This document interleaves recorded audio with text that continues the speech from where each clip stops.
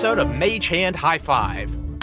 I'm your Dungeon Master, Casey Pappas, and with me, ranked least to most likely to try eating an eggshell. Ew, on purpose? On purpose. The word try is doing a lot of lifting there. Try. Okay. Least, Rowan McStay. Thank God. I'm Rowan McStay, playing Salome Briar, and fuck that shit. That sounds bad. You couldn't barely catch me dead trying to eat an egg. It tastes too much like an egg. Absolutely not. What else would an egg taste like? Eggs taste too much like eggs. Breaking news. No, every time I try to eat an egg, if I'm reminded that it's an egg, I can't eat it anymore. Fascinating. You're a fascinating person. Next, Robin Langenhop. Yes, I win. Hi, I'm Robin Langenhop playing Hayden Kincaid. If I see like a little tiny shard of shell, if it doesn't seem hard, I'll get rid of it. Okay. If it doesn't seem too difficult to get the shell out of there. All right. But no, I'm not going to consciously just take a chomp out of a shelled egg. And last, and by definition not least, Max Weinberg. Hey everybody, this is Max playing Wyatt Forsyth, and I don't eat eggs at all. So I think I'm actually the least. Am I really the only egg eater here? That's so It depends on the context. unfathomable. Robin eats eggs. Egg eater is like such a put down from the 80s. Like, oh, hey, egg eater. It sounds like some shit that people would call the mean dinosaurs in Land Before Time. God. All right. With that, let's dive right in. To the egg salad. No. Last time. I like when we get the narrator. Last time on Mage Hand High Five. You fought the Skullduggers in the skirmish at Thunder Pass. With the help of Clementine, you proceeded to take out Mad Dog, Bobby Sue Clayford, and finally, Preacher Cassidy, ridding the town of their chaotic tyranny forever.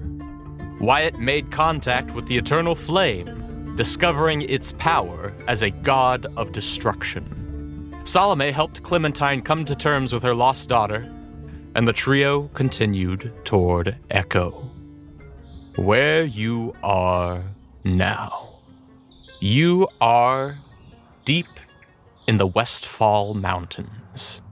Thunder Pass is several days behind you now, and as you journeyed toward Echo, the mountaintop of Mount Thunder was soon joined by many, many others, until it was not just sparse mountains here and there, but a collection, a range of them. You have reached the Westfall Mountains. This is the western limit of the explored Badlands. And as you journey deeper into the mountains, through the mountainous paths, there are craggy cliffs above you. You are sheltered pretty well from the sun, so it's actually cooler here than you'd expect. And as you go, it is not long before you hear Echo. You hear it long before you see it. Echo is, from what you've all come to understand, a city of dichotomies. It holds the most prestigious university in the land, greater than even Threed's offerings. Ooh. It also holds the largest gambling den. Its denizens prowl the streets looking for a new score, be it money, fame, or some vice more gripping. Here, everyone plays the game. As you come around a corner, you hear the cacophonous, you hear shouts, you hear crashes, you hear booms, and you turn a corner and see a vast city nestled into the wall of a mountain. Oh. There are tiers of this city built into each other as it expands upward into the mountain. And as you look, you see a city that seems to be at war with itself. To your left, a group of hogs roll outside of a tavern. Through the window of this... Just some rogue hogs.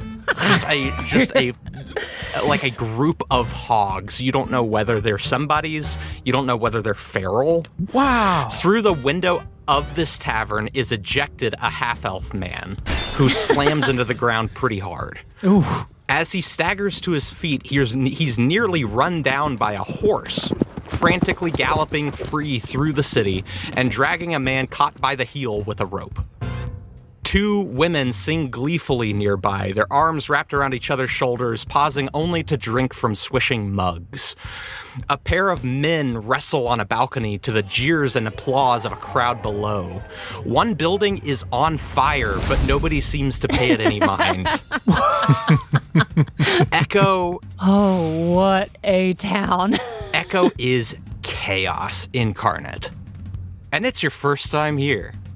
Nobody pays you any mind as you walk into the city. They are all too busy fighting, kissing, throwing things through windows, drinking, smoking, anything you can think of. It is happening right now. Wyatt holds his bag a little tighter. Oh God. No. That's actually not a bad idea, Wyatt. This is a perfect scenario for anyone to just come up and snatch something. There's so many distractions around. I think you got the right idea.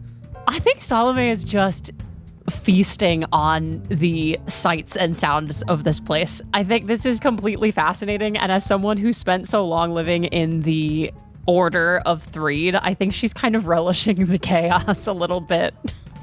I think that Hayden gets into like work mode. Hayden feels the chaos all around them and goes, this is where I would have been thriving as a kid. It would be like walking into a buffet of pockets and purses that I could just pillage. So as someone who has never been here before, I'm on alert of, oh, this is the perfect opportunity for someone to come after me because this is when I would have come after someone else. Y'all, this is gonna be fun. I like it here. It's going to be something. I don't know how we're going to find any of the people we're looking for in all this. Do you know of anything that Winona might have on her person? I can cast a spell that might be able to locate something that she's holding on to. If we're looking for Winona first. Well, you know what? Come to think of it, she did have this. She had this little lucky rabbit's foot that she would always carry around with her. Oh. Is that specific enough? You got a color or something like that? I got a feeling gambling town like this, she probably ain't the only one with a rabbit's foot. Hell, I don't even know how many rabbits there'd be left running around. She had a thing for the color pink. She didn't like to talk about it too much. It was one of those girly things that she held on to. But she had gotten this. I think she had picked up some kind of fancy nail polish off of one of the ladies about the city and had painted the fur pink. It's probably fading a little bit, but that might help out. Yeah, all right, sure. So I'm gonna, as we walk into Echo, I think once we get really into the thick of it, I will just throw up a locate object on a painted pink rabbit's foot, knowing that it's very unlikely that we'll get anything of this, but I'll throw it up just in case. And how long does this last? Yeah, it's within 1,000 feet, and it is for 10 minutes. Okay. At first, you don't get any pings. Well, maybe we can get a lead on where she might be and then try it again later. Sure thing. All right, well, in the meantime, while we're here, we got to find Winona as quick as we can. We got to find out who the hell we're supposed to talk to about getting aid for Twin River. Ideally, we can maybe find out what's left of Hazak, maybe talk to Cordrin and see if he's willing to help us find Stump, and possibly find facts on behalf of Dr. Bancroft and tell him what we know about the Red-Eyed God. Is this a divide and conquer situation, or do we want to keep together? Town like this, I don't know that divide and conquer is going to do us too much good. I think we might not find each other at the end of it. All right, Wyatt, if anyone asks you at any point, you are 24 years old, all right? Yeah. We're probably going to have to walk into places that you as a youngin' will not be allowed to walk into. Wyatt gives you the biggest smile with his braces that you've ever seen. Oh, you know what? Just keep that mouth nice and closed. Salome looks over and sees a kid drinking a beer and is like, oh, don't think they're gonna care. Yeah, there's a 12-year-old sitting on the stoop with a mug. And he goes, "Hey, Eddie, you got a gold?" What are you gonna do with it? We do. You can't have it. What do you mean, what am I gonna do with it? I'm gonna spend it. I ain't gonna eat it. All right, come on, let's go. Okay, bye. As you're moving along, roll perception. Can we all use our new dice? Everyone use your new dice. Dice. Max's lovely partner, Lexi, got us customized dice, which I couldn't say last episode because not everyone had gotten theirs yet, but that was the die that rolled so well for me last time. Oh, boy. And today it rolled me a nat 1. Ooh. What are we rolling? Perception? Yes. It's an 18 for Wyatt. 23 for Hayden. Ooh, okay. Salome, with a nat 1, you're so taken in. You've heard stories of this place mainly from Maggie. Yeah. Maggie loves the door handles off this place. Like, it is so fun. Lila could not give a fig about this city. It is too dangerous. It's too scary. And from what you remember, this is the place that Beth ran off to. Yeah, I was going to say, I think I lean over to Hayden and go, I think I was conceived here. Oh. What? Nothing. And that is why you don't notice what the other two notice, which is that the city, built in tiers as it is into the mountain, as they go higher up, as you might expect, they get nicer. Mm-hmm. If there's anyone higher up that you're going to want to talk to, they're going to be upstairs. Well, I imagine that's where all the fancy pants people will be, but Winona was never quite so fancy pants. So I think that we're going to find her on the bottom level.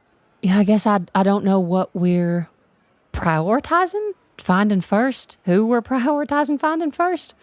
Well, here's the thing. I don't know what kind of danger Winona's in, but she might be able to help us with the rest. She knows the city in a way that we don't.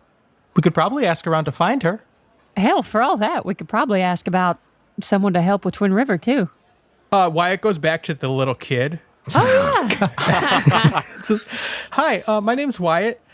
Do you know anyone named Winona, or very unrelated, how we might be able to contact the government?" Maybe. You got a gold? You give me half the information, I'll give you the gold, and then you can tell me the rest of the information. Gold up front. Okay. Oh, God. Wyatt's about to learn a lesson. Yeah, you got to let him do it. And Wyatt goes as carefully as he can, revealing nothing inside of his bag, and just fiddles around in it to pull out 1 gold and throws it at the kid. The kid catches it, looks at it. Oh, it's real. He bites it. Thought you said you weren't going to eat it. Yeah, I'm testing it. He pockets it. Says, "Right. Well, most of the big officials are going to be up on level 3. Unless you want to talk to somebody really important. That's Dawnstar up on level 4. Who's Dawnstar? Dawn Star or Dawnstar? Oh, that's Lord Lothric Dawnstar. He's up on the he's probably up on the 4th floor. Lord what? Lothric Dawnstar? Yeah. Oh, okay. Dang, of course, kid. yes. I'm about to ask for another gold, seeing as how I gave you this information 3 times now. Okay. And Wyatt starts digging through his bag again to throw him another one. Honey, you got to let him learn. Let him learn. Yeah. And do you know where Winona is? Maybe. She has a rabbit's foot and likes pink. I don't know that it's narrowing it down. And as he says that, he sort of just rubs his fingers together. Why would you having more money help you remember it? It's funny how money makes people remember things. You'd be surprised. His kid's about to get fleeced like a damn sheep. I mean, okay, that's weird. I've never heard of that before. And he goes and grabs another gold and throws it his way. Yeah. Well, name of Winona. There's somebody named Winona came in months back, started making waves on the thief level. Yeah, it would have been a couple months ago, I think. Would have been the time. Ish. Went quiet though.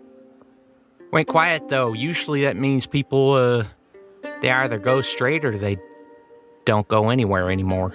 Oh, okay. Can you wait here 1 second? I ain't got nowhere else to be. Wyatt goes back to the others. I don't know if they followed him, and relays all that information. Just goes, do we have anything else we need to know? This guy seems to know a lot. I don't. Nothing we can't probably get for cheap. Yeah. That was nothing. Oh, okay. Well, that's a different conversation.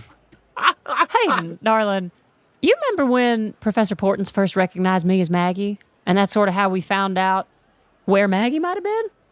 You suggesting I put on Winona's face? Might not be a bad idea. Somebody recognizes you, it gives us more of a lead than we had before. All right. Well, let me duck away for a minute so no one sees me do it. Sure. And I step into an alleyway and get Winona'd up. Have I seen this yet? You've seen me change before, I think. But I don't think you've seen Winona. I don't know that he has seen you change before. I think you've been Hayden this whole time. Wow. Because in the fight, you wouldn't have been someone else. And then in the Yeah, you didn't leaving change. the fight, you wouldn't have been someone else. Wow. Okay. I guess as Hayden goes away, Salome will just look at Wyatt and say, Hayden's got some pretty interesting, unique shape-changing ability, so they're going to come back looking a little different, but they'll find a way to let you know that it's Hayden. Okay. It's fine. It's nothing to be afraid of. It's just... But like in a place like this, though, that anybody could do that. Hayden overhears this while changing and sneaks up behind Wyatt. Puts one hand on his shoulder and goes, "What do you think you're doing?" Don't hurt me. I had to do it, Wyatt. I'm just a boy. That was pretty... that's pretty good. That's pretty good, Hayden. That's pretty good. This is Hayden. That's Hayden. I believe you this time. Next time might not be so lucky. Maybe not. Well, this is Winona. So if you see someone looking like this, then that's her. In the meantime, maybe we make our way up to level 3? Okay. As you make your way up to 3, as you're passing through 2, you climb the stairs, turn around, begin to climb up the next one. As you do, Wyatt, you take a look at the city. It's a little unnerving. You're trying not to make too much eye contact. But as you look, you do a double take because you see a boy about your age, also a hobgoblin, who is wearing the uniform of Saint Igneous. And he is on a street corner talking to someone sitting on a stoop. And as you look, Wyatt, you are taken back to the first time you met this boy. Oh. A couple years ago, when you first got started at St. Igneous, you had trouble making friends. It never clicked why this would be the case. People would avert their gazes, people would hush pretty quickly if you came over. And then one day, as you round part of the building to a smaller part of the sort of outdoor area, you saw a group of boys huddled near one of the more secluded walls of the school. And as you approached, you hear over them, "Well, I think we should find out whether little Suiton here really is a dignitary of the flame." And you see, as you get closer, that these boys are holding a smaller boy, also a hobgoblin, against the wall. One of them, a goblin kid, flicks his thumb like a lighter, and a little flame jets out. The boy against the wall begins to struggle, and he says, "Oh, what, you're afraid? You afraid? Well, if you're really a follower of the eternal flame, you wouldn't get burned. So let's see, shall we?" And they start to move the flame closer to the kid's face. Hey, stop it. What are you doing? The goblin kid stops, turns around and looks at you, and says, Oh, shh. Hey, Wyatt. This don't concern you. What's this kid's name? This is Johnny Robesby. When you're trying to hurt somebody else, it absolutely does concern me. If it concerns you so much, why don't you do something about it? Wyatt pushes Johnny. Ooh. You push him. He falls to the ground. And one of the other kids says, hey, stop. And Johnny starts getting up. And he says, what, you think you can just push people? You think you can just push people because you're... And he stops. Because I'm what? He looks at the other kids. He says, we know who your parents are. And they say, Johnny, shut up. Okay. Can I meet your parents? If that means that you'll stop, I'll meet your parents. Johnny says, you know what? Forget it. You know what? You want Suitin so bad? There he is. Let's go. The other boys move out. And this other hobgoblin sits crumpled against the wall, hands over his face. You know this kid. His name is Davy Lou Suitin. Does he prefer to go by Davy or Suitin? He tends to go by Davy. Okay. It's just a lot of the meaner kids call him Suitin. Hey, are you okay? He looks up at you and he says, yeah. Thanks. He starts to grab his stuff and he starts to walk off. Hey, no, wait. What, are you sure? You know, like, kind of pushing you around. He looks at you and he says, yeah, I didn't know you were a nice guy. No one's really tried to get to know me yet. They're afraid. Why? Do you not know? No. I don't think I've done anything. No one's talked to me since I got here. Well, it's not really you. It's your family. I mean, my parents are really, really nice, and Clive's pretty cool too. They may be, but like, if anybody like messes with you, your parents would have enough power to do something about it. Do you want to be friends? You want to be friends? I don't really got a whole lot. No one's asked me if they wanted to be friends yet, you know? Okay. I mean, like, are you you're cool, right? You're not like weird. Am I? Am I cool? Yeah. I'm cool. Sure. Wyatt is not cool. You and Davy get to know each other. You start to hang out, and you come to understand that Davy's background could not be more different from yours. The only reason he is at St. Ignace at all is because he got a scholarship. Otherwise, his parents would not have been able to afford it. And Wyatt, you chose to be here despite your parents' wishes. Mm-hmm. The one thing that you two do have in common, however, is devotion. You are both about as devoted to the eternal flame as you can get. So where you are now, you see the one other kid who matches your love and devotion, and who honestly is one of the few kids who's maybe as nice as you are. And you see him chatting someone on a stoop, hands in his pockets, backpack on his back. Davy! Hey, Davy! Davy turns and looks at you and says, Wyatt, holy cow. Wyatt, you run over and only get about halfway because Davy has run the other half. Oh, baby. He hugs you and says, Wyatt, what are you doing here? What are you doing here? I'm with those guys over there. And I point at Hayden, Winona, and Salome. He says, I live here. Oh. Well, yeah, we all went home for break. I live in Echo.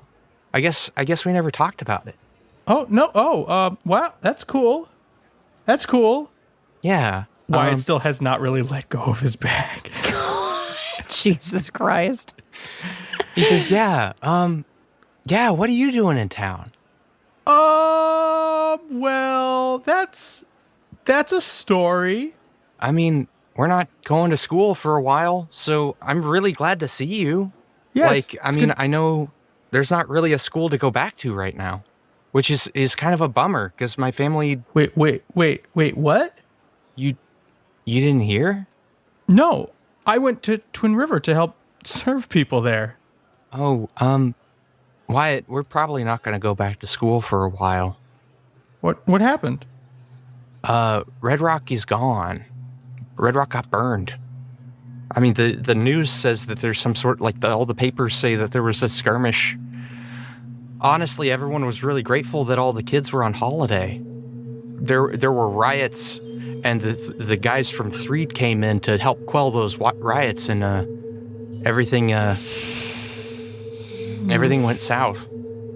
Davey, was there a big train with Peacemaker written on it? I don't know. The newspapers didn't say anything about that. Have you heard about Twin River? I heard something happened, but people haven't really been talking about it. Can we find a kind of a safe space? Away from people? He looks around and sees two full-grown men wrestling in the mud down the street. And says, I'm going to be honest, that's kind of tough in this city. But, I mean, I could take y'all to my house. Yeah, is it okay if my friends come too? They're adults. I promise it's not weird. Yeah. He looks over at the two of you and says, hi, I'm Davey. How to do? Davey, dear heart, pleasure to meet you. You a hugger? Yeah. Yes, I am, miss. It's Salome Briar. Just call me Salome. Pleasure to meet you. You friend of Wyatt's from school? Yeah, we're really good friends.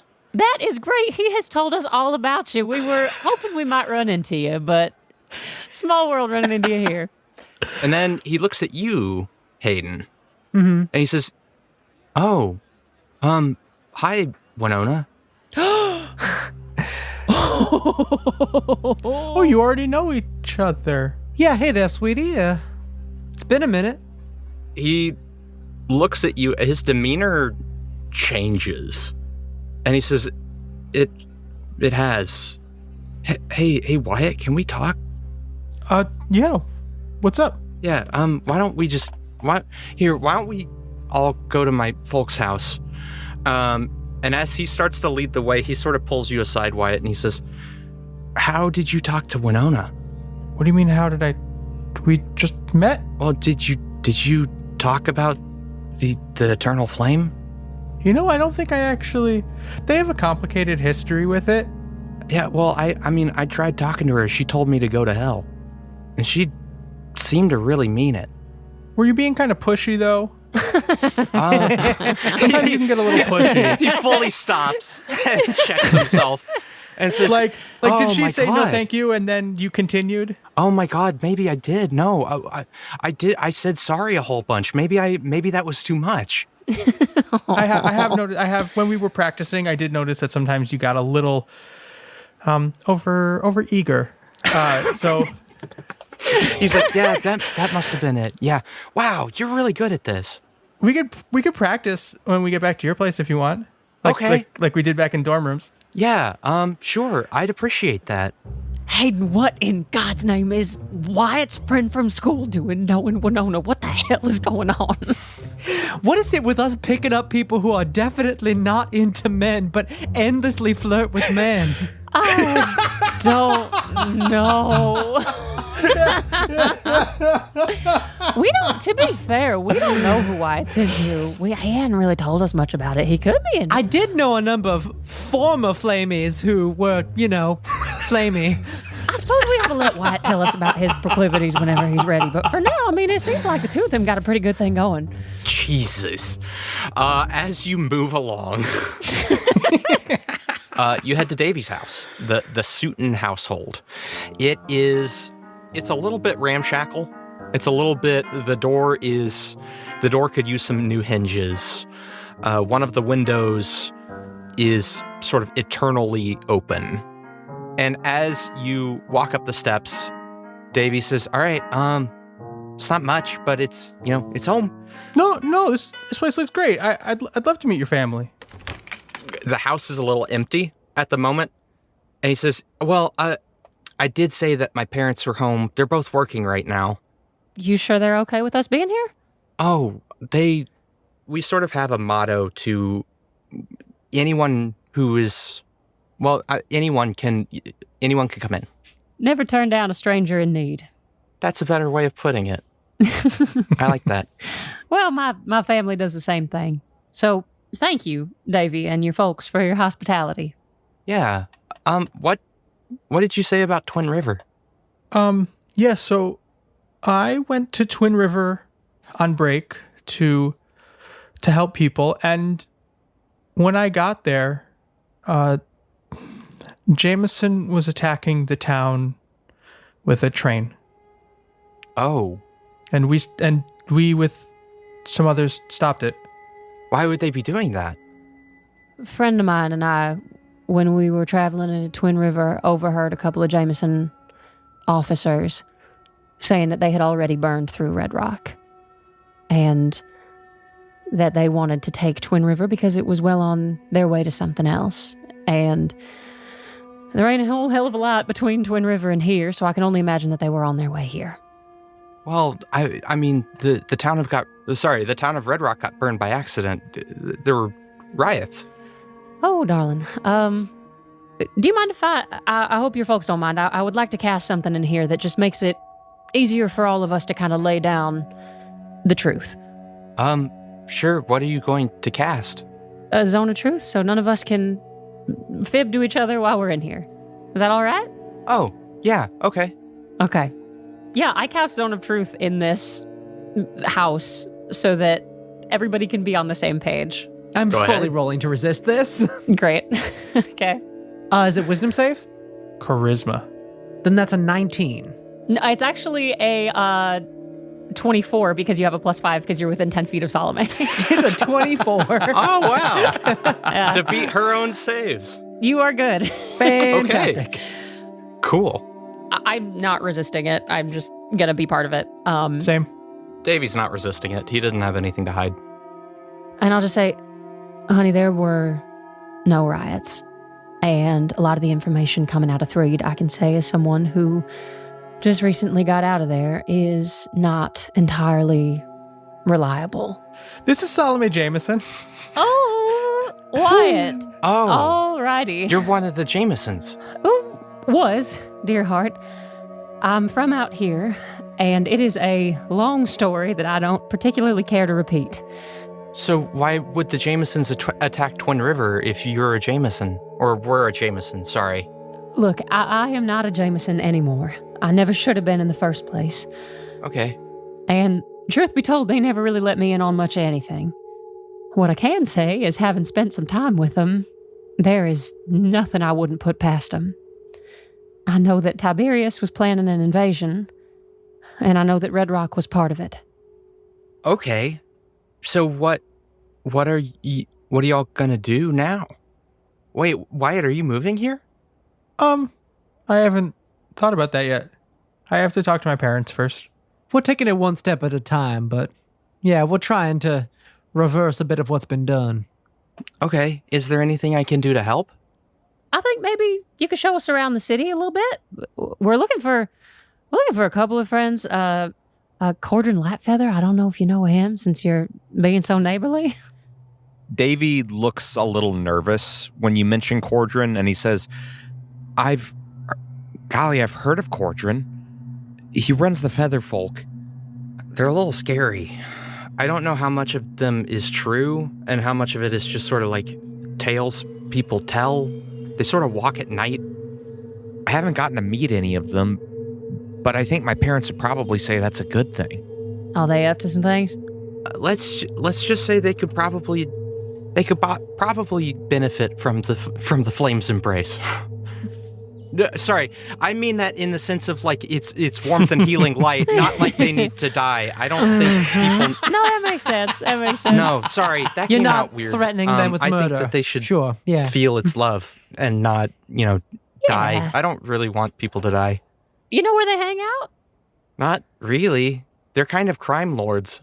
God, I wish Stump was still here. That is real interesting. We have got a friend who would love to know about the Feather Folk. Okay. You know, we might put a pin in that for now, and maybe we could ask you a little more about it later, but Davey, Winona, how in the hell do y'all know each other? Well, it's kind of silly, but I try and make a point to introduce myself to everyone who's on this level. Yeah, be neighborly. Yeah. So I had heard that you had moved in, so I wanted to say hi. And I think I offended you, so I'm sorry that I did that. It's all right, kid. I have kind of a tough relationship with the church. You know how there are some families that you're born into and there's some families that you choose? Yeah. Family I was born into, well, they didn't like me being Winona. So I went and found a family who liked me being Winona. And, well, there was some influence of the thoughts of the church in my birth family not really wanting me to be Winona. So it's a sticky thing for me. Plus a lot of other stuff, but Well, I didn't mean to put all that on you. well, I'm okay that you're Winona, because it's who you are. Appreciate that. I'm sorry if I gave off the impression that I didn't want that, because you are you, and I've never known you as not you. So I guess, yeah, cool. How's your roommate? Who? My roommate? I didn't get the chance to talk to him. You know, I'm actually looking for him. So if you see him around, you might want to point him in my direction. That'd be mighty helpful. What's this roommate look like? I don't know. I never got the chance. Oh. I heard that his name was Lysander. Davey, I know we said we were going to go like to your room and practice like spreading the word, but what if we went to Winona's and kind of practiced in the place that you Oh, stumbled a little? okay. Yeah, I guess that would make sense. He sort of looks at you, Winona. Yeah, that's fine with me. Let's head over. Davey says, okay, well, you know, Winona, if you would like to lead the way. Oh, I think you should lead the way because it starts on the journey to the location. It's all part of it, remember? Part of the journey. It's all part of it. That makes sense. Like we did read about, you know, sort of confronting the sort of fears of talking to people and talking to others, and you can never get over a bad reaction if you don't face it. Exactly. Yeah, why don't you lead the way? Okay, yeah, I'll take you there. Great, you all head over. You head over to Winona's place. As you go, Hayden, Yeah. what's going through your mind? Oh, so much, because I think that the conversation about why Winona was so intense about the church has Hayden wondering, because Winona always had some issues with the flame and didn't like how much Hayden was going around to pal with Father Moldenin, but this could be related to the reasons that she left. Like there's something more intense going on, and also just the fear of what that first moment is going to be running into her. Hayden is just trying to bury as much of their own mind as possible to focus on the world around them, but it's a challenge right now. Okay. You go up to the nicer section of Tier 2. You approach the steps of a modest apartment. Actually kind of nice. Hayden, you might be wondering how Winona is able to afford a place like this. Sure am. And Davey approaches the door and then turns and says, okay, here we are at your apartment. Let's see what you got. Okay. He looks at the locked door and then looks at you, Winona, and then says, okay, we could get started here. He sort of pauses. Yeah, Winona, you want to go on inside? He pauses and like mimics knocking on the door. No. You got to hit the thing. Jesus Christ. Oh, okay. I mean, I guess it's, yeah. Practice like you play. Okay, hang on. Is there any like exposed pipe or cracked window or anything that... Make a perception check. This is going to go Okay. Or terribly wrong. Make an investigation check. I love how poorly this might go. I'm so excited for it as well. Okay, that's a dirty 20. There are 2 windows. One of them seems to be a living room window, and it is closed, and there are bars on it since it is a low-level apartment. The other window seems to be a bedroom window, and there are blackout curtains on it, in addition to the bars. All right, well, if we're gonna do it, well, let's do it. So, Hayden steps up to the door and gives a little gesture to Dave. He's like, "Can you give me some space here so I can, get the door open?" Oh, yeah, sorry. He turns and walks around the corner as if he's going to, take this all the way from the start. I'm gonna try my darndest to pick this lock. Go to town. Hey, Glitter Baby, come on out here. You think you can sneak your little self into this hole here and try and figure out how it's supposed to open? Ooh. Glitter Baby looks at the lock and then extends its tongue, maneuvers it into the lock. You see the tongue changing shape in the lock as if it's feeling out the locking mechanism. That's different. I was doing that as a, Glitter Baby giving me advantage on a sleight of hand. Yeah. Okay. I like that. Go ahead. That's a 12 plus 8, dirty 20. Ooh. The lock pops open. Hayden takes a deep breath in and out and walks into Winona's apartment. As you walk in, Hayden, roll perception checks. Or roll a perception check. Multiple perception checks. One for each sense. That's a nat 20. Ooh. The apartment is very clean, almost as if people don't really spend their time in the living area. It's a pretty nice apartment. There is the living room. There is a kitchen that is off and down the corridor. There is a longer corridor that stretches out, and you see 2 doors that seem to go to bedrooms. As you open the door, you notice that there is a chain lock on the door that has not been engaged, which means no one is home. Okay, everybody, looks like the coast is clear. Well, that's good. We gonna practice with this kid, or we gonna have a look around? I'd love to have a look around, but I think we're signed up. Can I cast invisibility on myself? And I will have a look around Okay, in the meantime, possibly? go to town. And I will be your experiment for teaching about the church. Hayden, I wish to hell that you could be the one having a look around. I don't have the hat anymore. I can't have you doing disguises for me. God, can I borrow Glitter Baby for a second? It might be able to help me. Oh, sure thing, yeah.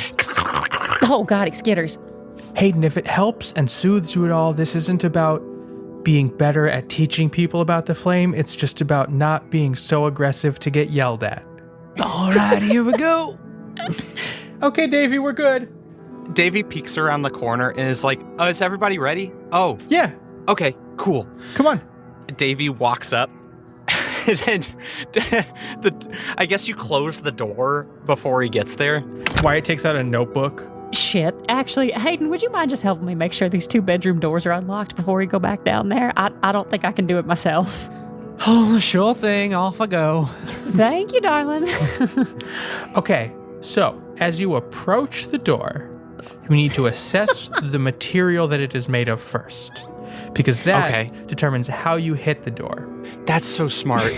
If you happen to be in a ritzy neighborhood and it's made of stone or metal, you do not want to use your knuckles because that will hurt. Oh, that's so true. Okay. This is absolutely a trunk stealing moment for Wyatt, so we can fade to black. Yeah. No, Davey is furiously taking notes.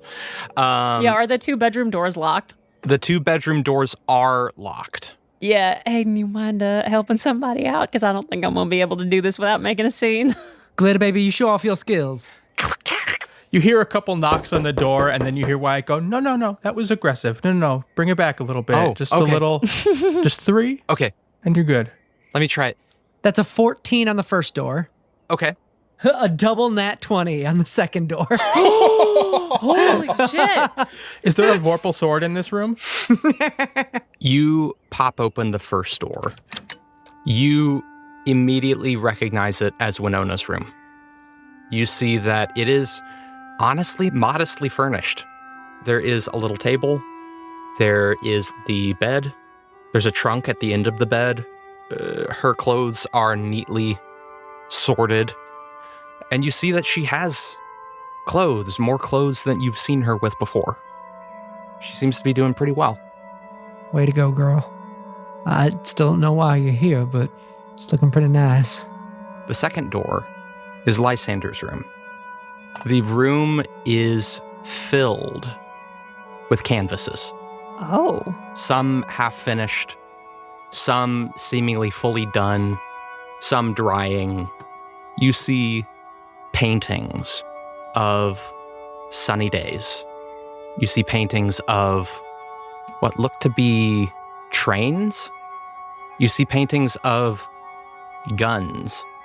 You see paintings of the Jameson logo upside down all throughout the room. Hayden, I may want to take a little bit of a closer look through this room. I think that's a mighty good idea. I'll go distract the kids. You start looking around the room.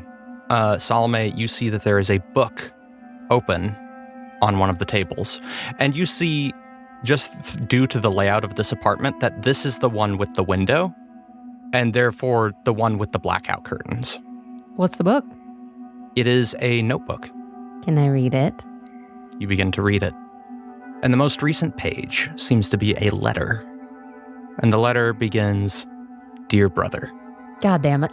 And as you begin to read it, Wyatt, you and Davy are talking when you notice that there's another person near you.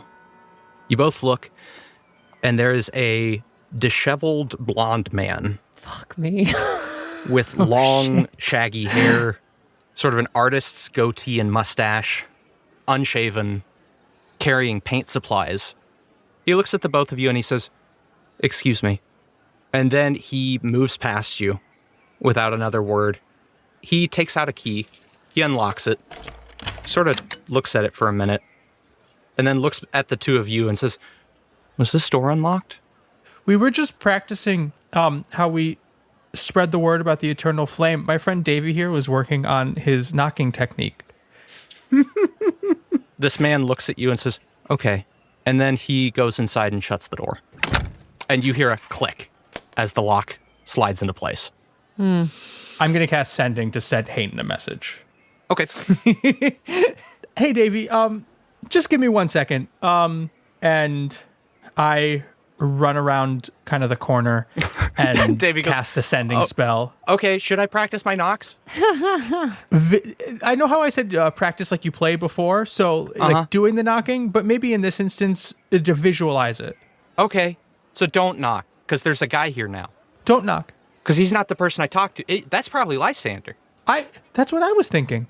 Okay, nice.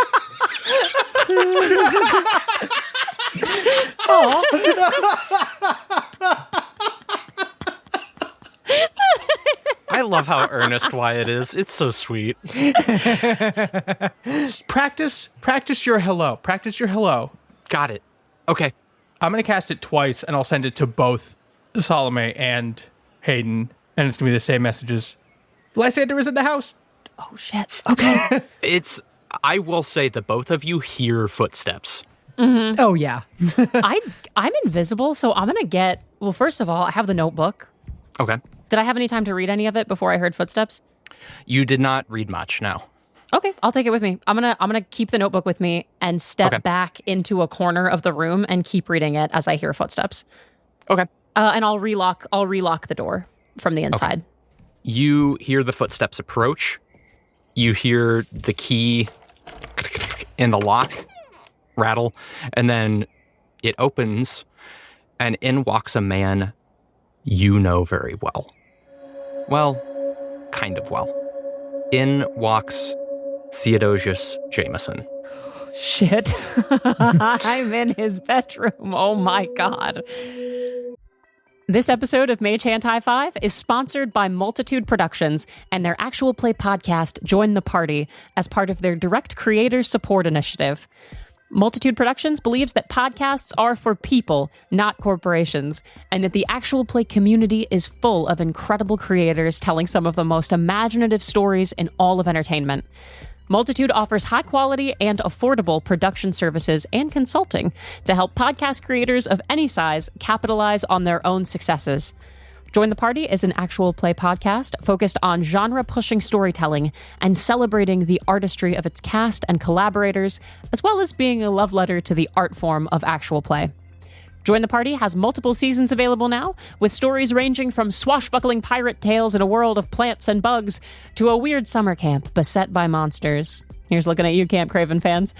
Tune in every Tuesday for new episodes of Join the Party, and who knows, if we're your third favorite actual play, they might just become your first or second. We hope you'll check out Multitude and Join the Party at jointhepartypod.com or connect with them at Join the Party Pod on Instagram, Blue Sky, Tumblr, Facebook, and Twitter. Also, be sure to let them know that Mage Hand High Five sent you and that their direct creator support initiative is working. And with that, on with the show.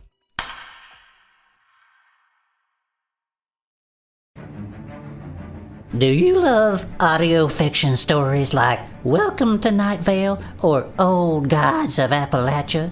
Are you looking for your next favorite podcast? Or maybe you love actual play shows like Critical Role, but don't always have time to sit down to a 3-hour show with hundreds upon hundreds of episodes. Then you'll love The Adventures of Bud and Herb, a podcast that is made to binge with episodes around 30 minutes of non-stop, irreverent, yet wholesome fun set in an immersive fantasy world. Follow along as best friends Bud and Herb, that's us, race against time to find an elusive, monstrous cryptid that has snatched a little boy from our idyllic little town of Mistress Glen. I'm Bud, the Deep Gnome Rogue. And I'm Herb, the Turtle Folk Barbarian Chef. Each episode we dig deeper into the mystery of the Cinderwood Walker. A beast so terrifying it can kill with only its stench.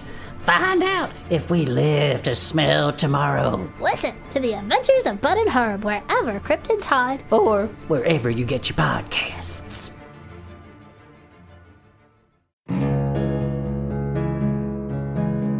Hi, I'm Maya, and this is Maya's Game Room, a narrative actual play anthology featuring short-form, story-driven TTRPGs.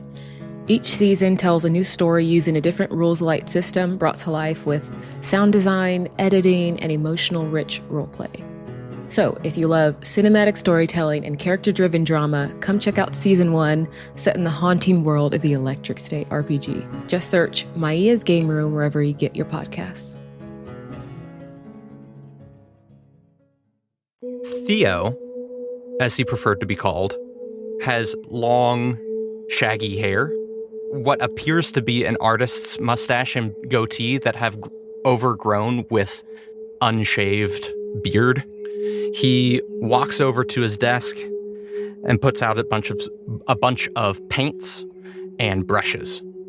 He sits down, sighs, and just puts his head in his hands. As I hear the other door being opened, Hayden steps out of Winona's room and heads to the door frame of Lysander's room and just leans against it, arms crossed, and doesn't say anything, just waits for Lysander to say the first thing. Without even looking up, he says, "Hey, Winona. Hey, Everything okay?" I think I should be asking that of you. Just, family stuff. You know, when you talk about family stuff, it gets me mighty interested. If you want to get it off your chest. You see him recoil a little bit. Hey, I don't mean to overstep. I just figured you could use a sympathetic ear. I appreciate it. I guess My brother wants me to move back in. And I think I'm doing pretty good on my own. He looks at all the paintings and he says, I mean, I guess I'm doing fine. Do you think you'd do better with him? Financially or mentally? I think you know. No.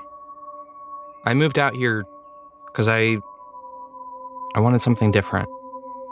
I want to get back to painting. And he turns and takes some of the paint and starts applying it to some of the brushes. Do you need me to go? He says, you can go, you can stay, but I'm going to paint. And he goes over to one of the canvases and begins applying a layer of blue. He seems very, very, very focused on it. Salome. Yeah. As you read the journal, each page seems to be a letter, each of them to different people.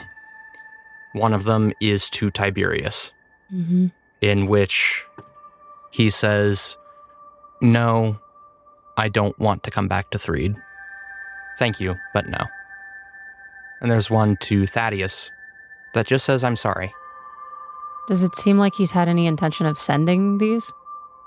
These almost seem like practice, as if maybe he is getting up the nerve to send these letters. Any others? There is one to their father, Mr. Jameson. Do I even know his first name? His name is Titan. Oh, God. His name is just Titan Jameson. Hmm. And to his father, he says, I don't expect you to understand. Salome, as you look over these pages, you remember a night. In fact, the first night you met Theo. And it was the first night you met all four of the Jameson brothers at one time. Fun. It was a dinner party hosted in celebration of your impending marriage to Thaddeus, thrown at the manor house of Tiberius Jameson. Tiberius and his wife Tabitha are hosting. Also invited are you and Thaddeus, Theo, and Titus. Both Theo and Titus do not seem to have +1s. At the head of the table is Tiberius Jameson. To his right is Tabitha, to his left is Titus. Down the table is Theo and Thaddeus, and to Thaddeus's right is you. And as you all sit there, Tiberius is chatting with his brothers, and he turns to you, and he says, So, Salome, Thaddeus tells me that you grew up in the Badlands? Yes, sir, I did. It was a really wonderful way to grow up. A lot of traveling and being out on the road with my mama and my aunts. I'm sure Thaddeus has told you all about them, but I miss my family a whole lot. They are wonderful people. I'd love for you to meet them sometime. He looks at Thaddeus and he says, Oh, Thad, you should have told me. I would have loved to hear about Salome's family. And Thaddeus looks at his dinner. And Tiberius says, So, the Badlands. Everyone says they're dangerous. Are they saying that? Well, I have to ask who everybody is, Mr. Jameson. he looks at Titus and he says, I believe you've said it once or twice. And Titus sits there and says, yes. If reports are to be believed, the Badlands are dangerous. The first impression you get of Titus, Salome, is that he is a nervous, extremely pale man. His hair is thinning, and of the Jameson brothers, he seems the one at most out of place. All of the other brothers are blonde, albeit Tiberius is graying now. Theo and Thaddeus both sport combed back, slicked blonde hair, free of facial hair. Tiberius spouts a grandfatherly mustache. Well, I can't say I've heard too much about Badlands being a dangerous place. I suppose it's no more dangerous than anywhere else. No more dangerous than Threed. I suppose it just has more to do with the company you keep and the kindness you extend to the people around you. I mean, for the most part, we were healers, so everybody either needed help or pretty much left us well alone. I can't say I've run into anything more dangerous than I've seen here. Tiberius smiles and slaps Titus on the shoulder and says, "You hear that? You hear the lady? No more dangerous than you might expect anywhere else. Hell, I'm sure parts of Threed are just as dangerous." Titus grumbles into his food a little bit. Where's Thaddeus? What's going on with my fiancé? Thaddeus actually speaks up at that moment. Okay. And he says, "Well, that's not entirely true. Salome, you know, I mean, there are all sorts of things out there. Purple worms, grotesque monsters. There's talk of undead." Dear heart, we have talked about this. The purple worm thing is just an exaggeration. And if there was a purple worm, it'd be a hell of a lot farther south than where I grew up. With the undead and all that, my mama's particular kind of healing was helping folks across the river. So with her around, I mean, we never really ran into any undead because most folks just crossed right over peacefully. Tabitha looks confused and looks at Tiberius, and Tiberius says, "Crossing the river means passed away." And Tabitha says, "Oh, so when your mother helps people across the river, she doesn't, Done what? you know." Oh, God, no, ma'am. She's a healer. I guess I should say was a healer. She crossed herself a few months ago. Tabitha says, Oh, I'm so sorry. I didn't know." That's all right. I guess I thought Thaddeus had filled you in a little bit more, but yeah, no, my mama helped folks across. Thaddeus is burning red. And Tabitha says, "Oh, Thaddeus, you didn't say anything about all of that. Salome, if I may, what happened to you? Where's your father?" I don't think Salome has any reason whatsoever to feel ashamed of this. I don't think she's known a context where she's had to be. So I think just quickly off the cuff, she's like, "I'm not sure. I was raised by my mama and my two aunts. Any thought of a daddy never really came up." You say that you never knew your father, and you see everyone register that information. The only person you don't see register that information is Theo, who has not moved this whole time. Theo has been staring at his plate without making eye contact at anyone. Sorry, did I say something wrong? "Oh," Tiberius speaks up. No. It's, well, in our household, there is a bit of a priority on the home, on knowing your family and keeping contact with them. It's always fascinating to see people from other walks of life." Well, I can't imagine we're too different. I mean, I think it's real important for me and my mama and my aunts to maintain contact and relationship with each other. And I think of Lila in that moment and how she hasn't been returning my letters. And say, I guess our family relationships tend to be a little bit more matriarchal, but otherwise, I think we value a lot of the same things. Honestly, I think you should talk to him. Maybe we could, well, Thaddeus, darling, maybe we could have him out sometimes. Maybe we could host something at our place.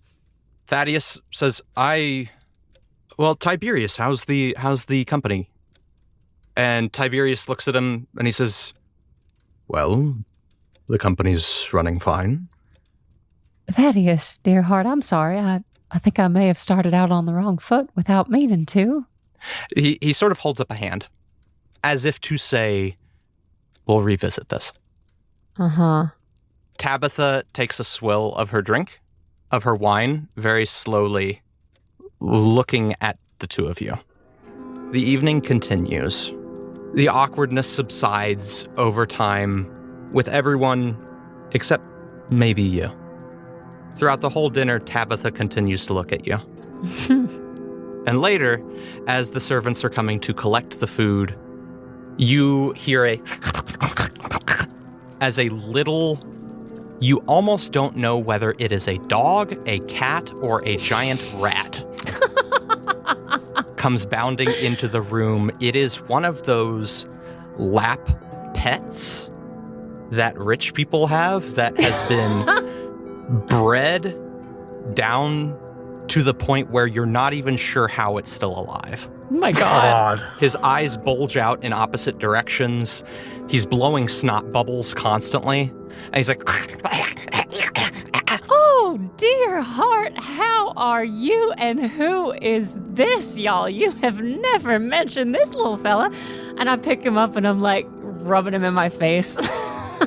Tabitha takes you by the arm and says, "Oh, that's Kingston, darling." Oh, well, ain't he just special? Come here. Oh, it looks like you can't breathe, dear heart. And I think reflexively, without thinking that it might not be appropriate here, I think Salome goes to cast Lay on Hands on Kingston to like help him breathe better. Oh.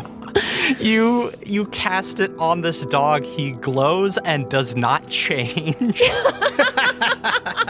It's a physical ailment. This is just how he is forced to live every single day of his life. Huh. Well, all right, little fella.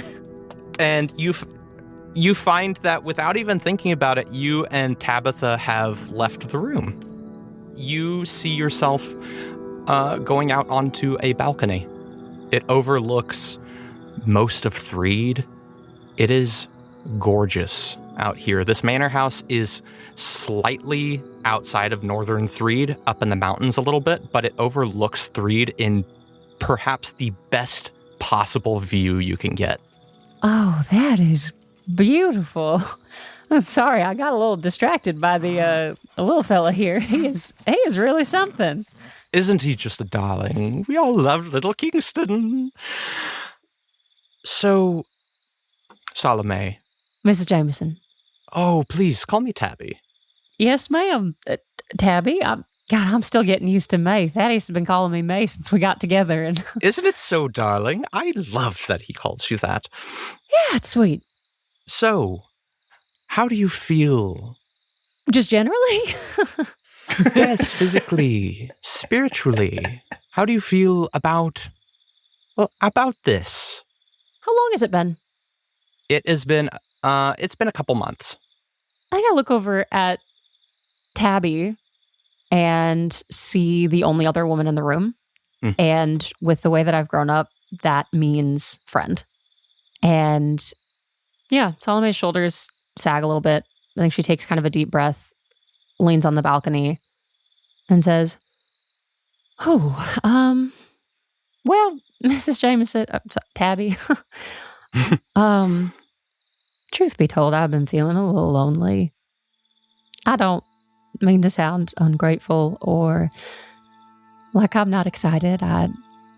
Thaddeus is a kind and wonderful man, and I'm real excited to be here with y'all and to be part of y'all's family, but it can feel like a little bit of a boys' club sometimes, and I miss my aunts. Miss my mama. Well, dear, sometimes the boys can get a little obsessed with their things. You know, they're very particular about how things look. What do you mean? Well, I can't help but notice that Thaddeus was a little, I guess, disquieted at dinner, starting out. And I hope you know that you've done nothing wrong. You've led the only life you've lived. Is there anything wrong with the way I grew up? No. Oh, no. And that's why I said you've lived the only life you've lived. And while it is far removed from my childhood, it just makes it different. And things that are different need to be introduced slowly. I noticed you haven't had any wine. Do you want some wine? As Tabitha's saying this last bit, I think without thinking, Salome's mind kind of travels away from the situation and out of Threed. And I think she thinks of Maggie plucking her banjo and her mom kind of singing along, Lila making potions, rain on a canvas roof. And as she's thinking, a little tendril of vines and roses starts kind of sneaking up the edge of this balcony towards her and Tabitha. And as she's looking down at this vine, I think with kind of a really far awayness that the Jamesons will start to mistake for a lack of intelligence over time, she just says, Mrs. Jameson, how long did it take you to get used to the boys being real particular about their things?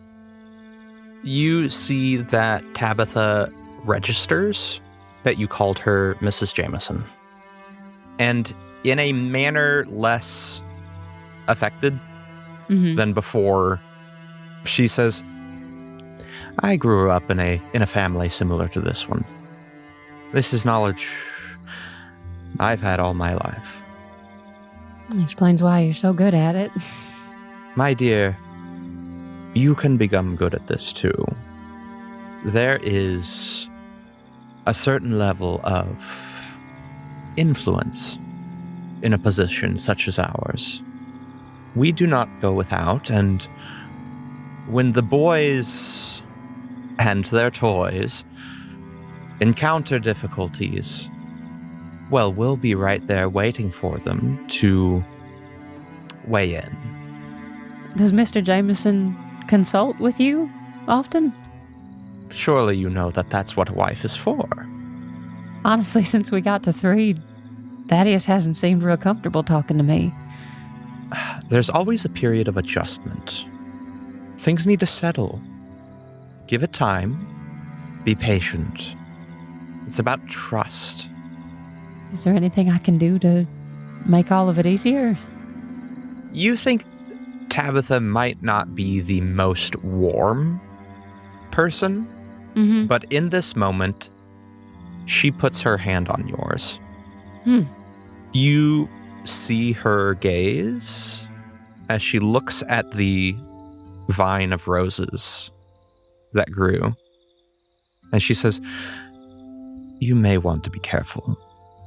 People don't always like what they can't understand. Okay. Also, I wouldn't talk to Titus or Theo. Now that's gonna be tough. Theo's a real talker.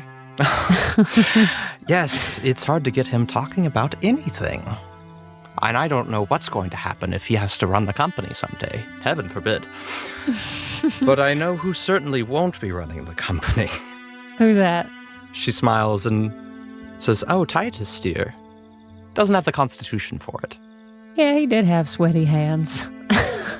Sweaty hands make for unstable ones at the wheel. Why don't you drop by the house next week? Things are done in 3 a certain way, and, well, we can begin our lessons proper. Yes, ma'am. Thank you, Miss Tabby. I rather like that. And then you are back in the present. Hayden, are you still standing in the doorway? Well, Hayden doesn't know any of what Salome is stewing over right now. No. I think Hayden will return to searching Winona's room and give Lysander a moment, and if needed, give Salome an opportunity to get out. So I'll leave the door standing open, but I will head back over to Winona's room. Theo is painting, and he paints almost with a fever, as if he's not at control of the brush at all. He just paints and paints and paints. Wyatt. So when you approach someone, you don't want to ask, do you have any questions about the Church of the Eternal Flame? Because that gives them an easy option to say no and shuts off the conversation. What you want to say is, hello, my name is Davy Sutton. What questions do you have about the Church of the Eternal Flame? Because that invites them to ask the questions that they have. Davy sort of looks it over and says, okay, that was a lot. Wyatt, as you are looking up and down the street, you do see a cloaked woman heading this way. As you do, you see red hair peeking out from under the hood. Hey, you know what, Davey? Yeah. Let's go that way to go see if there's any houses. Oh, wait, shouldn't we? And that way is the way away from whichever direction real Winona's coming, and I say it loud enough that hopefully people inside the house can also hear. Right. Roll a performance check. Wyatt was in drama club at I love St. that. Ignace. Okay. So I think she should Interesting. get advantage. We all know how Interesting. good church-based theater can be. God. Roll a performance check and try to match or exceed the passive perceptions of Salome and Hayden. Ain't no chance. That's a 9. That's not going to do it. You call that out, hope for the best, and you turn with Davy, and Davy goes, wait, shouldn't we tell Winona that we're, like, going somewhere else? Oh, we're close enough. It'll be fine. Oh, We're not going to go far. Just over there. That's weird. I thought we were making a lot of progress here, but, like, I guess we can, yeah, okay, yeah, no. You know more about this than I do, so, yeah. Sweet boy. He heads off that way. You go with? Oh, yeah. I go to knock on a door. Just proselytizing. Awesome. Davey, as this is a wooden door, you will knock 3 times and take a step back so as you don't crowd them. A half-orc man answers the door, and as he does, Salome and Hayden, Yeah. you hear Yeah, the what's front door click open, Ooh. and then footsteps. I stay where I'm at. I stand in the middle of Winona's room, one hand raised, the other with a finger against my lips. Winona walks past Lysander's room and says, "Hey, Lysander." Lysander pauses for a moment, looks over his shoulder, and then returns to his painting. Winona walks into her room. You see that she has a cloak draped over one arm. She walks in and sees you, Hayden. Are you disguised as her? I think at the last second, Hayden just has this thought of, oh shit, and starts to shift. Oh. So Winona will see Hayden mid-shift as she opens the door. Winona walks in to see someone who looks very much like her shifting out of that disguise. She instinctively closes the door. And then you hear footsteps running. Oh, I thought she was closing the door behind her. No, Yeah. no, she instinctively closed the door without going in further into the room. Having seen someone in her room changing disguises, she closes the door and immediately runs for it. The stranger. Yeah. I cast Misty Step. You misty step out into the living room. Yes.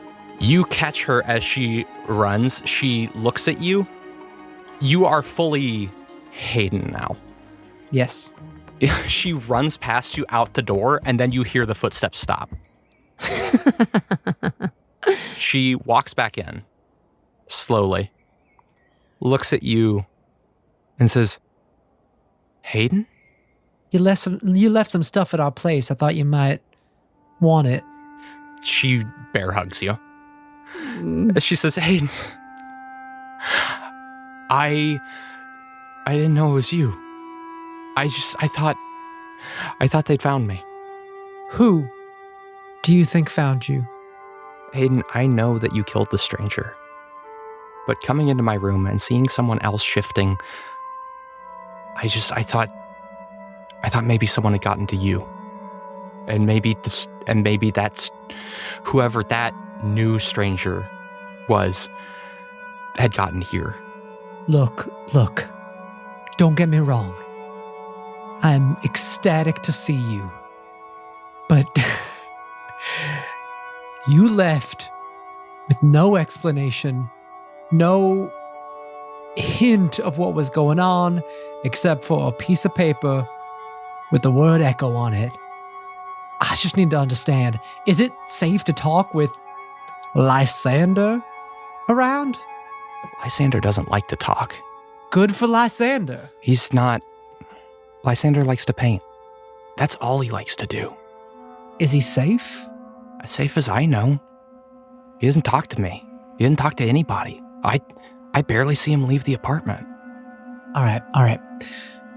Just in the interest of somebody telling the truth, I have a friend here with me. She is currently invisible in Lysander's room. I don't know if she knows how to get out.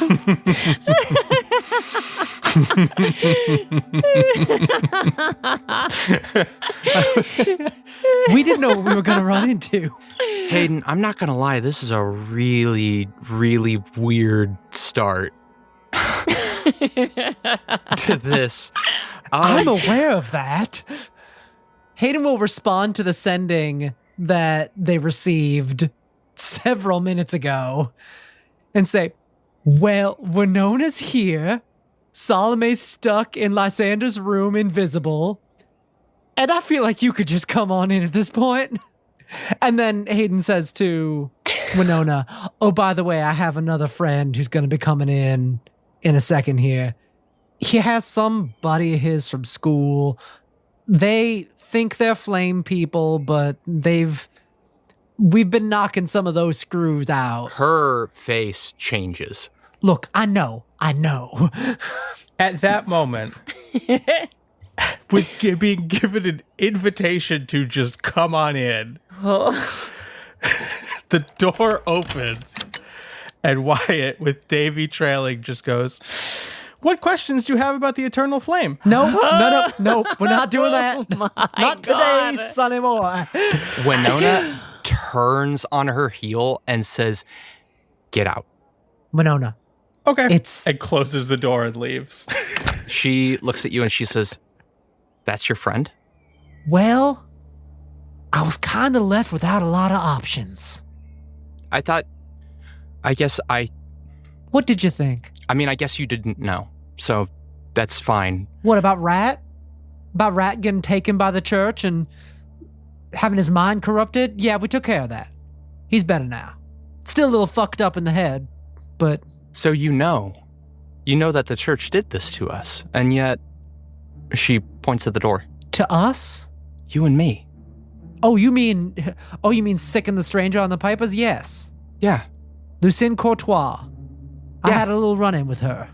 Oh my God. Amazing all this important information that apparently you had and you ran off with. Hayden, how was I supposed to know? I thought we were safe. I thought if I told you, I would get you hurt too. If I told you what Rat told me that night, that they would come for you too, and I thought we were safe, and we weren't, and that's why I ran without telling you. Because if I told you, you'd be a target. But I guess it doesn't matter because you're cozying up with the church. And I guess... No. Well, Hayden, I guess that makes sense for you. Oh, we're gonna go that direction now, are we? How am I supposed to react? You bringing the church to our door. To my door. I brought Hayden, two you could have told innocent me. little kids. Hayden, you could have told me that you were bringing people. How? How could I have told you shit? You didn't say anything in your message. I don't like this. Who's the other person? Who's invisible in Lysander's room right now? Who's she? Is she part of the church? Decidedly not. Okay. Her name is Salome. She was on the run from the Jamesons. Salome who? Briar. Salome Briar who? So now we're going with the names we left behind are more important than the names we chose? I think you'd understand that sometimes we understand ourselves better and we pick a name that feels right for us. Don't you dare. Don't you dare say that to me. You've always been Winona to me, all right? And Salome Breyer has always been Salome Breyer. No matter what connection she used to have, she has very much cut that tether. And she would be happy to tell you herself if she was not stuck in that room with Lysander. At this point, as the voices start to raise a little bit, Lysander stops, looks at the doorway, sets down his paintbrush, and closes the door. And comes back and starts painting. Yeah, he locks it, comes back, starts painting. What a weird roommate. This is wild. I love this whole bizarre thing that's happening right now. I walk up behind Lysander, Theodosius, and Theodosius, as you're painting, you hear the sound of a gun click behind your head, and you feel metal in the back of your head. And a hand claps over your mouth. And whispered into your ear, you hear, "What the fuck are you doing here, Jameson?" I take a hand off his mouth and I say, "Hush. Speak quietly." You see that Theo does not comprehend who you are. Since you're whispering, it's hard to recognize a voice. And he says, "I don't know who you are. If you want money, I can talk to someone. I can give you money." No. Your brothers may have told you that I wasn't too bright, but don't you dare take me for a fool. That was the last mistake Thaddeus ever made. What do you want with Winona? Salome. And what are you doing here? Salome, is that you? Yes, Lysander. Thank you What? for calling me Lysander. What are you doing being all friendly right now? What in the hell? Well, you have a gun to my head. Fair. I expected this to go a little bit differently. What do you want me? What do you want? I want to know what in the hell you, Lysander, are doing here in the company of my friend's sister, and what leverage you have over these people, and what information you are selling to your brothers. You know Winona? I don't. My friend does. Oh. Okay. Like I said, don't you dare take me for a fool. No. You think I don't know what you are? I don't know. Can I roll insight? Yeah. That is a 10. With a 10, he is scared. He says, "Listen, if you know Winona, that's great. Did you come here to kill me?" I didn't know you were going to be here. I was just as surprised to see you here as you were to see me. Now that you know that I am here, are you going to kill me? Frankly, that kind of depends on why you're here.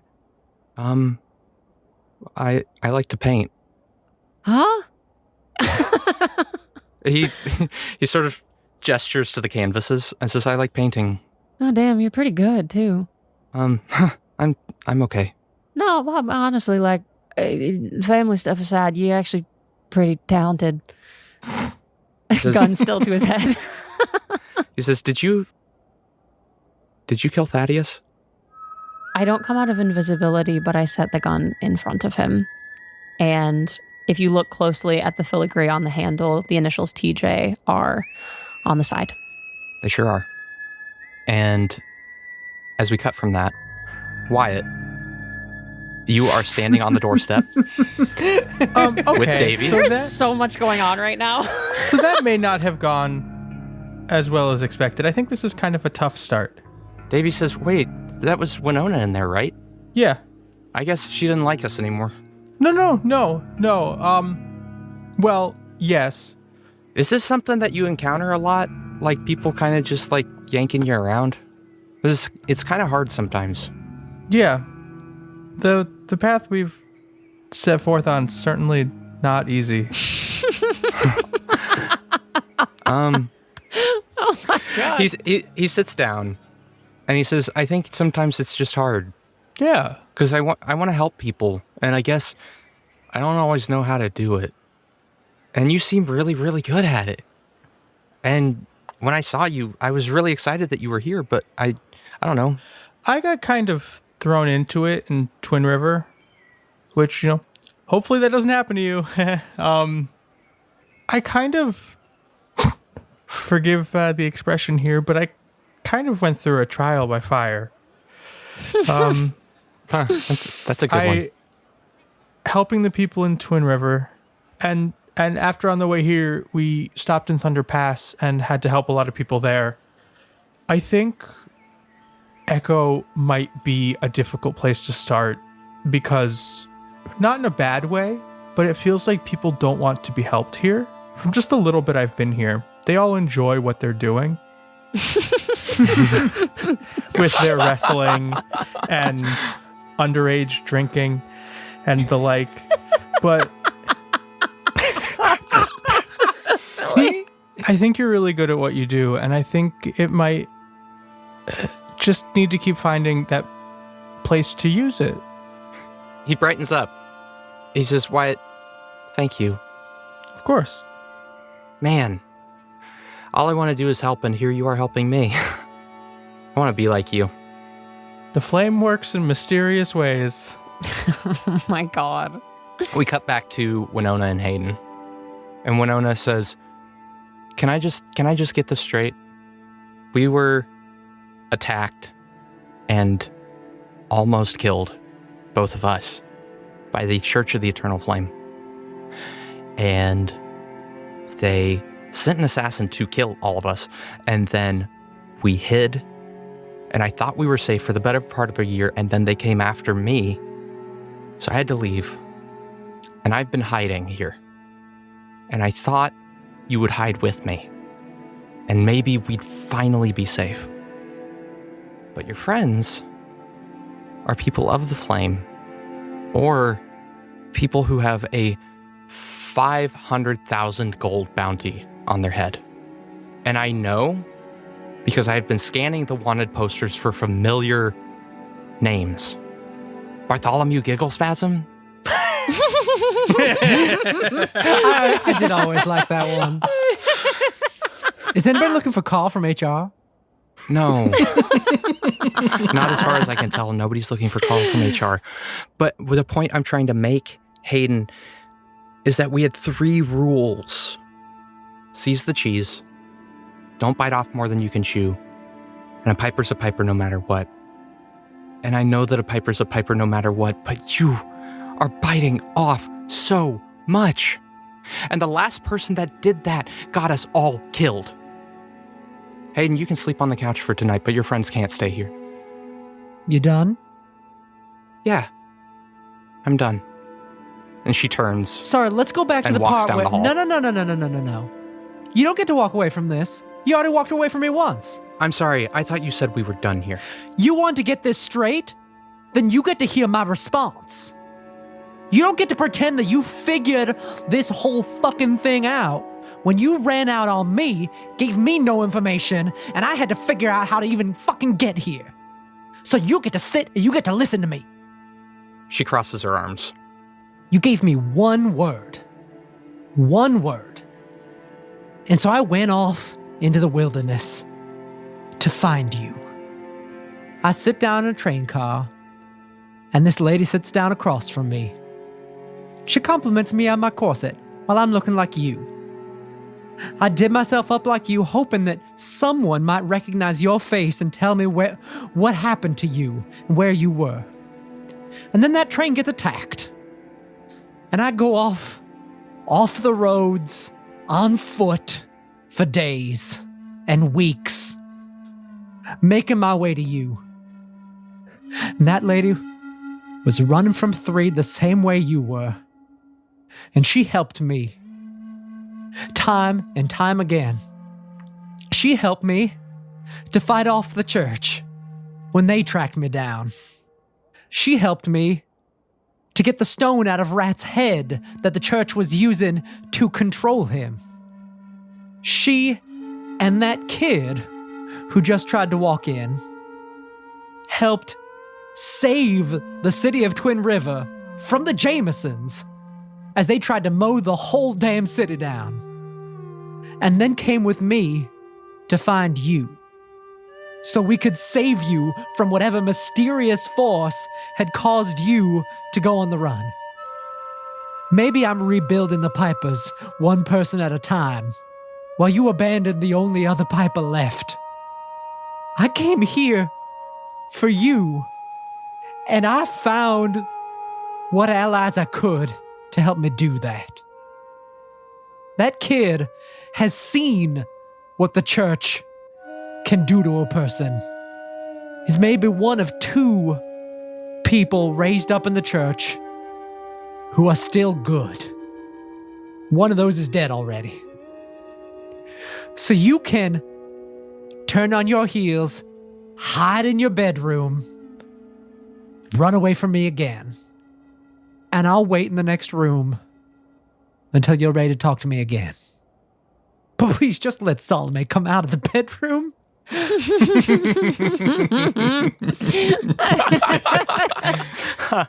By the way, I'm not the stranger anymore. Who is? I gave up the hat and the identity to a freaky fey creature in order to get what I needed to bring Rat back. So it's just Hayden now. Hayden. That night. The night that Rat came back. And he told me what he'd done. He told me how he'd bitten off more than he could chew. That he didn't think he'd been followed.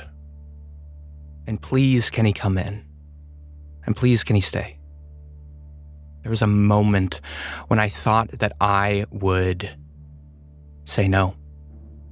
And say, you can't bring that here. But a piper's a piper no matter what. And I let him in. And they all died. And there is not a night that I have lived since when I haven't screamed at myself for not making the other decision. So Hayden, if you are asking me to trust these people, if you are asking me to put myself in my shoes a year ago, then how could you possibly expect me to make a different choice? Because it's me.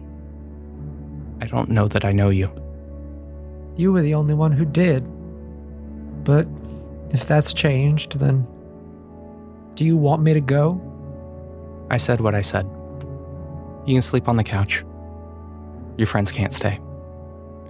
Not even if they're invisible.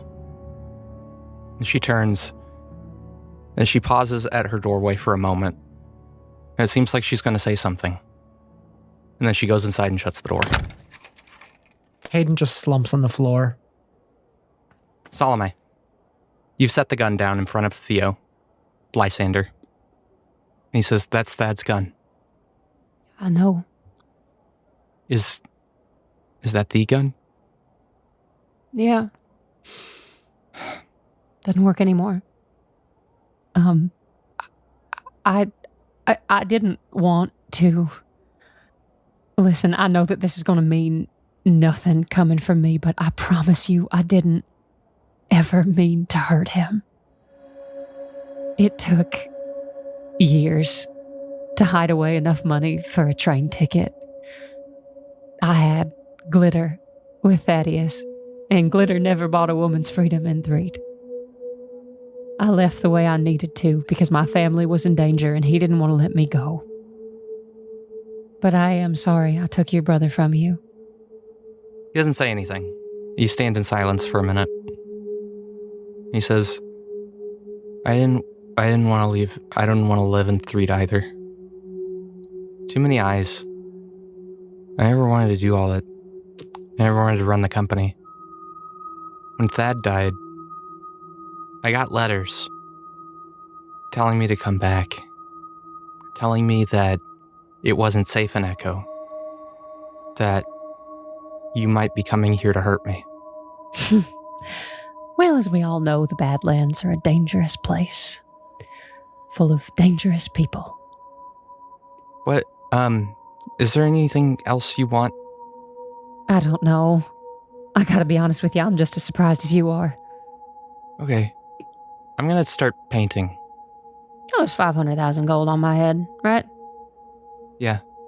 And you ain't gonna do anything about it? Why do I need money? Your brothers would sure be happy with you if you found me. I guess you never seemed like the type to do something like that. Maybe I misjudged you, and I guess you did kill Thaddeus. But I guess you had a reason, and you don't want to kill me. Are you going to kill Tiberius and Titus? Darling, I think this might be part of a longer conversation. I know they do things, but they are people. And they're my brothers, and I never got along with Thaddeus. And I don't really get along with Titus. And I don't know how much Tiberius cares, but they are my family, and I am running low on that. So, if you're going to kill them, at least treat them like people. Salome was not expecting remotely this level of gentleness from anyone in the Jameson family.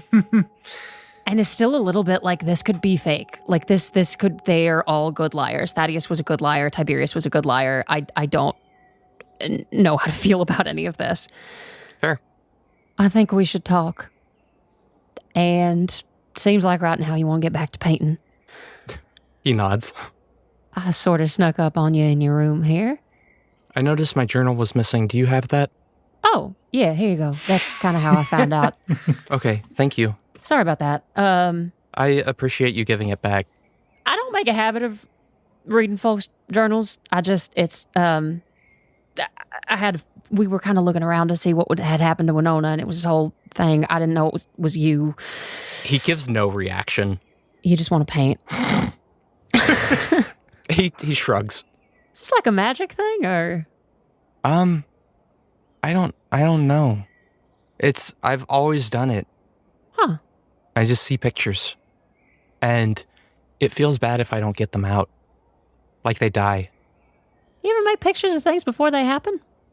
That's a strange question, but That is... I look at the train. Is the train the peacemaker? It's a Jameson train. You don't know Yeah. that it's the peacemaker, but it looks... To the untrained eye, it could be. I don't know. You paint pictures of things you see happening, or I don't know. does this all just occur to you? It all just kind of occurs to me. Sometimes they come to me at night. And I have to wake up, and I can't go back to sleep until I've painted them. So I do. And then I go to sleep. You're a real character, Lysander. Thank you. I can't help but wish we'd gotten to know each other in Threed. Yeah. I wish things had been different. Yeah, you and me both. Listen, I think we ought to have a longer conversation. Doesn't sound like things are going too well between Hayden and Winona, so I might just check in on that. But Okay. I don't want to give you like an appointed time and place because I still don't completely trust that you ain't gonna turn me in. But I'll find you. You know where I live. I do. I ain't gonna tell you where we're going. I ain't gonna tell you where we're gonna sleep. I ain't gonna tell you what we're here for. If you run into me next time, could you not point a gun at my head? I will do my best. And I Okay. take the gun back. Thank you. Yeah. I drop invisibility. And I kind of awkwardly like extend a hand to shake his hand. He looks at your hand, looks at you, and then he goes back to painting. Yeah, that's fair. I'm gonna go think on this. Please close the door behind you. Yes, sir. Um, And I walk out the door and close the door behind me. Just fucking awkwardly. you walk out into the living room. Hayden, you're on the floor. You all right, dear heart? Didn't sound like a very happy family reunion. She says she doesn't know who I am anymore. Oh, hell, darling. Well, that ain't right. She's probably been through a lot. I know she knows who you are. Where's Wyatt? Outside. Wyatt. You and Davy are sitting on the sidewalk. Actually, I think Wyatt's been listening through the door. Wyatt, you've been listening at the door. And as you hear, "Where's Wyatt?" a shadow falls over you. And you hear a voice that says, "Excuse me. You wouldn't happen to know a Stump Steenling, would you?" That's kind of complicated. And with that, we'll pick up next time.